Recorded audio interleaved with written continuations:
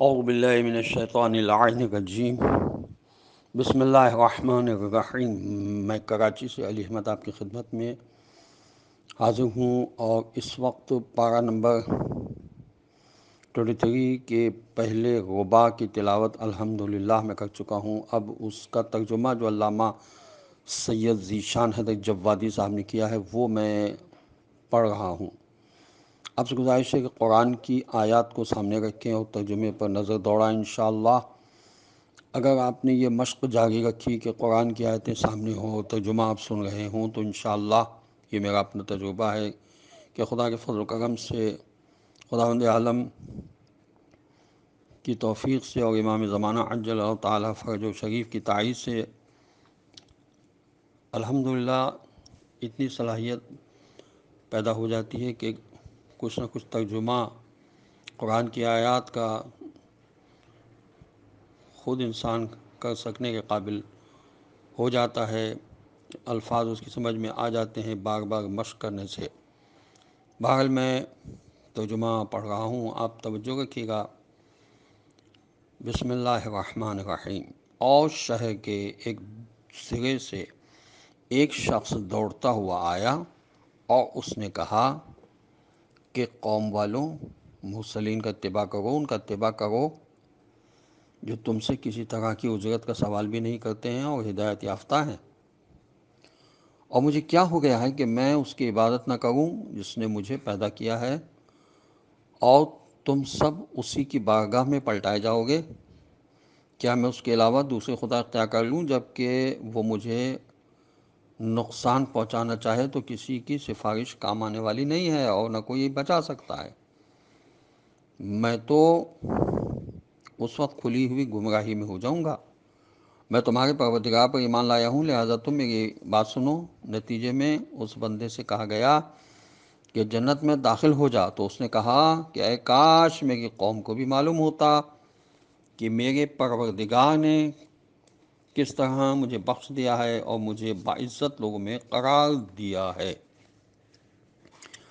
اور ہم نے اس کی قوم پر اس کے بعد نہ آسمان سے کوئی لشکر بھیجا ہے اور نہ ہم لشکر بھیجنے والے تھے۔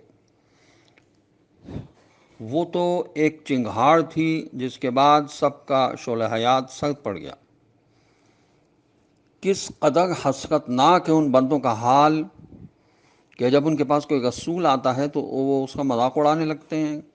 کیا ان لوگوں نے نہیں دیکھا کہ ہم نے ان سے پہلے کتنی قوموں کو ہلاک کر دیا ہے جو اب ان کی طرف پلٹ کر آنے والے نہیں ہیں، اور پھر سب ایک دن اکٹھا ہمارے پاس حاضر کیے جائیں گے، اور ان کے لیے ہماری ایک نشانی یہ مردہ زمین بھی ہے جس سے ہم نے زندہ کیا ہے، اور اس میں سے دانے نکالے ہیں جن میں سے یہ لوگ کھا رہے ہیں، اور اسی زمین میں خرمے اور انگور کے باغات پیدا کیے گئے ہیں اور چشمے جاری کیے گئے ہیں تاکہ یہ اس کے پھل کھائیں، حالانکہ یہ سب ان کے ہاتھوں کا عمل نہیں ہے۔ پھر آخر یہ ہمارا شکر کیوں نہیں ادا کرتے؟ پاک و بے نیاز ہے وہ خدا جس نے تمام جوڑوں کو پیدا کیا ہے، اور ان چیزوں میں سے جنہیں زمین اگاتی ہے، اور ان کے نفوس میں سے، اور ان چیزوں میں سے جن کا انہیں علم بھی نہیں ہے، اور ان کے لیے ایک نشانی رات ہے جس میں سے ہم کھینچ کر دن کو نکال لیتے ہیں، تو یہ سب اندھیرے میں چلے جاتے ہیں، اور آفتاب اپنے ایک مرکز پر دوڑ رہا ہے کہ یہ خدا عزیز و علیم کی معین کی ہوئی حرکت ہے، اور چاند کے لیے بھی ہم نے منزلیں معین کر دی ہیں، یہاں تک کہ وہ آخر میں پلٹ کر کھجور کی سوکھی ٹہنی جیسا ہو جاتا ہے۔ نہ آفتاب کے بس میں ہے کہ چاند کو پکڑے، اور نہ رات کے لیے ممکن ہے کہ وہ دن سے آگے بڑھ جائے، اور یہ سب کے سب اپنے فلک اور مدار میں تیرتے رہتے ہیں۔ اور ان کے لیے ہماری ایک نشانی یہ بھی ہے کہ ہم نے ان کے بزرگوں کو ایک بھری ہوئی کشتی میں اٹھایا ہے، اور اس کشتی جیسی اور بھی بہت سی چیزیں پیدا کی ہیں جن پر یہ سوار ہوتے ہیں، اور اگر ہم چاہیں تو سب کو غرق کر دیں، پھر نہ کوئی ان کا فریاد رس پیدا ہوگا اور نہ یہ بچائے جا سکیں گے مگر یہ کہ خود ہماری رحمت شامل حال ہو جائے۔ اور ہمیں ایک مدت تک آرام کرنے دیں، اور جب ان سے کہا جاتا ہے کہ اس عذاب سے ڈرو جو سامنے یا پیچھے سے آ سکتا ہے، شاید کہ تم پر رحم کیا جائے، تو ان کے پاس خدا کی نشانیوں میں سے کوئی نشانی نہیں آتی ہے مگر یہ کہ یہ کنارہ کشی اختیار کر لیتے ہیں۔ اور جب کہا جاتا ہے کہ جو رزق خدا نے دیا ہے اس میں سے ان کی راہ میں خرچ کرو، تو یہ کفار صاحب ایمان سے تنزیہ طور پر کہتے ہیں کہ ہم انہیں کیوں کھلائیں جنہیں خدا چاہتا تو خود ہی کھلا دیتا، تم لوگ تو کھلی ہوئی گمراہی میں مبتلا ہو۔ اور پھر کہتے ہیں کہ آخر یہ وعدہ قیامت کب پورا ہوگا اگر تم لوگ اپنے وعدے میں سچے ہو؟ در حقیقت یہ صرف ایک چنگھاڑ کا انتظار کر رہے ہیں جو انہیں اپنی گرفت میں لے لے گی، اور یہ جھگڑا ہی کرتے رہ جائیں گے، پھر نہ کوئی وصیت کر پائیں گے اور نہ اپنے اہل کی طرف پلٹ کر ہی جا سکیں گے۔ اور پھر جب سور پھونکا جائے گا تو سب کے سب اپنی قبروں سے نکل کر اپنے پروردگار کی طرف چل کھڑے ہوں گے، کہیں گے کہ آخر یہ ہمیں ہماری خوابگاہ سے کس نے اٹھایا ہے؟ بے شک یہی وہ چیز ہے جس کا خدا نے وعدہ کیا تھا اور اس کے رسولوں علیہ الصلاۃ والسلام نے سچ کہا تھا۔ قیامت تو صرف ایک چنگھاڑ ہے، اس کے بعد سب ہماری بارگاہ میں حاضر کر دیے جائیں گے۔ پھر آج کے دن کسی نفس پر کسی طرح کا ظلم نہیں کیا جائے گا، اور تم کو صرف ویسا ہی بدلہ دیا جائے گا جیسے اعمال تم کر رہے تھے۔ ہر دور میں ایمان والوں کی یہی روش رہی ہے کہ جب بھی انہیں کوئی نصیحت کی جاتی ہے، معاف کیجیے گا، ہر دور میں بے ایمانوں کی یہی روش رہی ہے کہ جب بھی انہیں کوئی نصیحت کی جاتی ہے تو اس کا مذاق اڑاتے ہیں اور اپنی دانش میں اس طرح اپنی برتری کا اظہار کرتے ہیں۔ ان سے کہا جاتا ہے کہ فساد نہ کرو تو کہتے ہیں کہ دراصل ہم ہی تو مصلح ہیں۔ پھر ان سے کہا جاتا ہے کہ ایمان لے آؤ تو کہتے ہیں کہ ہم بے وقوفوں کی طرح کا ایمان لانے والے نہیں ہیں۔ پھر ان سے کہا جاتا ہے کہ رحمان کا سجدہ کرو تو کہتے ہیں کہ آخری رحمان کس چیز کا نام ہے۔ پھر ان سے کہا جاتا ہے کہ برائیوں سے پرہیز کرو تو کہتے ہیں کہ کیا تمہاری نماز تمہیں یہی بات سکھاتی ہے کہ ہم اپنے باپ دادا کا مذہب چھوڑ دیں اور تمہارے ہم خیال بن جائیں؟ پھر ان سے کہا جاتا ہے کہ عذاب الہی سے ڈرو تو کہتے ہیں کہ آخر یہ عذاب کب آنے والا ہے؟ ہم تو آج تک اس کا کوئی اثر نہیں دیکھ گئے ہیں۔ اور ان سے کہا جاتا ہے کہ حقوق شرعیہ ادا کرو اور غریبوں کو ان کا حق دے دو تو کہتے ہیں کہ خدا خود کیوں نہیں دیتا ہے؟ اور جب ان کے پاس ایک خدا موجود ہے تو پھر ہم سے کیوں مانگتے ہیں؟ ظاہر ہے کہ اس ذہنیت کے افراد ہر دور میں رہے ہیں اور آج تک پائے جاتے ہیں۔ خدا ان صاحبان عقل و دانش کے حال پر رحم کرے۔ بے شک اہل جنت آج کے دن طرح طرح کے مشاغل میں مزے کر رہے ہوں گے۔ وہ اور ان کی بیویاں سب جنت کی چھاؤں میں تخت پر تکیے لگائے آرام کر رہے ہوں گے۔ ان کے لیے تازہ تازہ میوے ہوں گے اور اس کے علاوہ جو کچھ بھی وہ چاہیں گے۔ ان کے حق میں ان کے مہربان پروردگار کا قول صرف سلامتی ہوگا، اور اے مجرموں تم ذرا ان سے الگ تو ہو جاؤ۔ اولاد آدم، کیا ہم نے تم سے اس بات کا عہد نہیں لیا تھا کہ خبردار شیطان کی عبادت نہ کرنا، کہ وہ تمہارا کھلا ہوا دشمن ہے، اور میری عبادت کرنا کہ یہی صراط مستقیم و سیدھا راستہ ہے۔ اس شیطان نے تم میں سے بہت سی نسلوں کو گمراہ کر دیا ہے، تو کیا تم بھی عقل استعمال نہیں کرو گے؟ یہی وہ جہنم ہے جس کا تم سے دنیا میں وعدہ کیا جا رہا تھا، آج اسی میں چلے جاؤ کہ تم ہمیشہ کفر اختیار کیا کرتے تھے۔ آج ہم ان کے منہ پر مہر لگا دیں گے اور ان کے ہاتھ بولیں گے اور ان کے پاؤں گواہی دیں گے کہ یہ کیسے اعمال انجام دیا کرتے تھے، اور ہم اگر چاہیں تو ان کی آنکھوں کو مٹا دیں، پھر راستے کی طرف قدم بڑھاتے رہیں لیکن کہاں دیکھ سکتے ہیں، اور ہم چاہیں تو خود انہی کو بالکل مسخ کر دیں، جس کے بعد نہ آگے قدم بڑھا سکیں گے اور نہ پیچھے ہی پلٹ کر واپس آ سکیں گے۔ اور ہم جسے طویل عمر دیتے ہیں اسے خلقت میں بچپنے کی طرف واپس کر دیتے ہیں۔ کیا یہ لوگ سمجھتے نہیں ہیں؟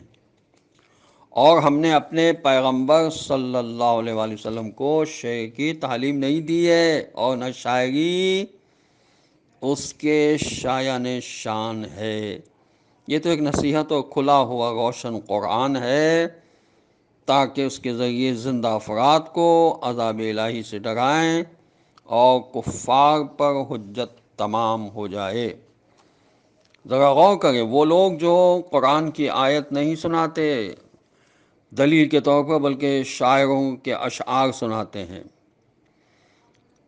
اب ترجمہ پیش کر رہا ہوں 71 سورہ یاسین کی آیت نمبر کا، کہ کیا ان لوگوں نے نہیں دیکھا کہ ہم نے ان کے فائدے کے لیے اپنے دست قدرت سے چوپائے پیدا کر دیے ہیں، تو اب یہ ان کے مالک کہے جاتے ہیں۔ اور پھر ہم نے ان جانوروں کو رام کر دیا ہے تو بعض سے سواری کا کام لیتے ہیں اور بعض کو کھاتے ہیں، اور ان کے لیے ان جانوروں میں بہت سے فوائد ہیں اور پینے کی چیزیں بھی ہیں، تو یہ شکر خدا کیوں نہیں کرتے ہیں؟ اور ان لوگوں نے خدا کو چھوڑ کر دوسرے خدا بنا لیے ہیں کہ شاید ان کی مدد کی جائے گی، حالانکہ یہ ان کی مدد کی طاقت نہیں رکھتے ہیں۔ اور یہ ان کے ایسے لشکر ہیں جنہیں خود بھی خدا کی بارگاہ میں حاضر کیا جائے گا، لہٰذا پیغمبر صلی اللہ علیہ وسلم آپ ان کی باتوں سے گنجیدہ نہ ہوں۔ ہم وہ بھی جانتے ہیں جو یہ چھپا رہے ہیں، اور وہ بھی جانتے ہیں جس کا یہ اظہار کر رہے ہیں۔ تو کیا انسان نے یہ نہیں دیکھا کہ ہم نے اسے نطفے سے پیدا کیا ہے، اور وہ یکبارگی ہمارا کھلا ہوا دشمن ہو گیا اور ہمارے لیے مثل بیان کرتا ہے اور اپنی خلقت کو بھول گیا ہے، کہتا ہے کہ ان بوسیدہ ہڈیوں کو کون زندہ کر سکتا ہے؟ آپ صلی اللہ علیہ وسلم کہہ دیجئے کہ جس نے پہلی مرتبہ پیدا کیا ہے وہی زندہ بھی کرے گا، اور وہ ہر مخلوق کا بہتر جاننے والا ہے۔ اس نے تمہارے لیے ہر درخت سے آگ پیدا کر دی ہے تو تم اس سے ساری آگ روشن کرتے رہو۔ تو کیا جس نے زمین و آسمان کو پیدا کیا ہے وہ اس بات پر قادر نہیں ہے کہ ان کا مثل دوبارہ پیدا کر دے؟ یقیناً ہے، اور وہ بہترین پیدا کرنے والا ہے اور جاننے والا ہے۔ اس کا عمل صرف یہ ہے کہ کسی شے کے بارے میں یہ کہنے کا ارادہ کر لے کہ ہو جا، اور وہ شے ہو جاتی ہے۔ پس پاک و بے نیاز ہے وہ خدا جس کے ہاتھوں میں ہر شے کا اقتدار ہے، اور تم سب اسی کی بارگاہ میں پلٹا کر لے جائے جاؤ گے۔ سورہ یاسین کا ترجمہ ختم ہوا، اب سورہ صافات کا ترجمہ شروع ہوگا۔ سورہ صافات قرآن کی ترتیب کے لحاظ سے 37 نمبر کا سورہ ہے، اس کی آیات ٹوٹل 182 ہیں۔ بسم اللہ الرحمن الرحیم، بنام خدا رحمان الرحیم۔ باقاعدہ طور پر صفے باندھنے والوں کی قسم، پھر مکمل طریقے سے تنبیہ کرنے والوں کی قسم، پھر ذکر خدا کی تلاوت کرنے والوں کی قسم، بے شک تمہارا خدا ایک ہے۔ وہ آسمان و زمین اور ان کے مابین کی تمام چیزوں کا پروردگار اور ہر مشرق کا مالک ہے۔ بے شک ہم نے آسمان دنیا کو ستاروں سے مزین کر دیا ہے اور انہیں ہر سک شیطان سے حفاظت کا ذریعہ بنا دیا ہے، کہ اب شیاطین عالم بالا کی باتیں سننے کی کوشش نہیں کر سکتے، اور وہ ہر طرف سے مارے جائیں گے ہکانے کے لیے، اور ان کے لیے ہمیشہ ہمیشہ کا عذاب ہے۔ علاوہ اس کے جو کوئی بات اچک لے تو اس کے پیچھے آگ کا شعلہ لگ جاتا ہے۔ اب ذرا ان سے دریافت کرو کہ یہ زیادہ دشوار گزار مخلوق ہیں یا جن کو ہم پیدا کر چکے ہیں ان سب کو ایک لیس دار مٹی سے پیدا کیا ہے، بلکہ تم تعجب کرتے ہو اور یہ مذاق اڑاتے ہیں۔ اور جب نصیحت کی جاتی ہے تو قبول نہیں کرتے ہیں، اور جب کوئی نشانی دیکھ لیتے ہیں تو مسخرہ پن کرتے ہیں اور کہتے ہیں کہ یہ تو ایک کھلا ہوا جادو ہے۔ کیا جب ہم مر جائیں گے اور مٹی ہو اور ہڈی ہو جائیں گے تو کہ یہ دوبارہ اٹھائے جائیں گے؟ اور کیا ہمارے اگلے باپ دادا بھی زندہ کیے جائیں گے؟ کہہ دیجئے کہ بے شک تم ذلیل بھی ہوگے، یہ قیامت تو صرف ایک للکار ہوگی جس کے بعد سب دیکھنے لگیں گے اور کہیں گے کہ ہائے افسوس، یہ تو قیامت کا دن ہے۔ بے شک یہی وہ فیصلے کا دن ہے جسے تم لوگ جھٹلایا کرتے تھے۔ فرشتوں، ذرا ان ظلم کرنے والوں کو اور ان کے ساتھیوں کو اور خدا کے علاوہ جن کی عبادت کیا کرتے تھے سب کو اکٹھا تو کرو، اور ان کے تمام معبودوں کو اور ان کو جہنم کا راستہ تو بتا دو، اور ذرا ان کو ٹھہراؤ کہ ابھی ان سے کچھ سوال کیا جائے گا۔ خدا ہمیں قرآن پڑھنے، سمجھنے اور اس پر عمل کرنے کی توفیق نصیب کرے۔ امام زمانہ کا جل ظہور ہو اور ہمیں خدا ان کے آوان و انصار میں شامل ہونے کی توفیق نصیب کرے۔ السلام علیکم ورحمۃ اللہ وبرکاتہ۔